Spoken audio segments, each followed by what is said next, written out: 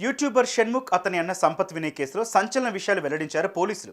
అసలు ఏం జరిగింది, వారి వద్ద ఎంత గంజాయి లభించింది, ఆ అమ్మాయి ఇచ్చిన ఫిర్యాదులో ఏముంది అనేది క్లియర్గా చెప్పారు.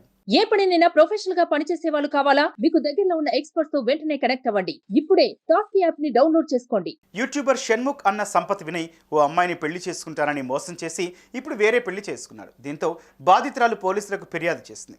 కేసు నమోదు చేసుకున్న పోలీసులు దర్యాప్తు చేపట్టగా సంపత్ను అదుపులోకి తీసుకున్నామని, అతను ఓ యువతిని లైంగికంగా వాడుకొని పెళ్లి వేరే అమ్మాయితో చేసుకున్నాడని తెలిపారు. ఈ క్రమంలో సంపత్ కోసం వెళ్ళగా షణ్ముఖ్ ఫ్లాట్లో సంపత్ ఉన్నాడని, వారి వద్ద నుంచి 15 గ్రాముల గంజాయిని స్వాధీనం చేసుకున్నట్లు ఈ విషయాలు వెల్లడించారు ఏసీపీ రమణ గౌడ్.